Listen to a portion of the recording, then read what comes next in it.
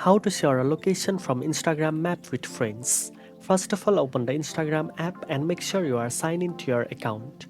Then tap the message icon in the top right corner of the screen to open your inbox. At the top of the inbox screen, you will see a map option. Tap Map to open it. If Instagram asks for location permission, make sure to allow it so you can share your location with friends. Next, the app will ask who can see your location, and you will be given 4 options: friends, close friends, only these friends, and no one. Select the friends option if you want all your Instagram friends to see your location.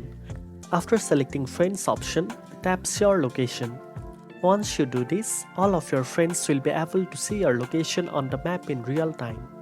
If any friends want to share their location back with you, they can tap share back from their notifications and confirm.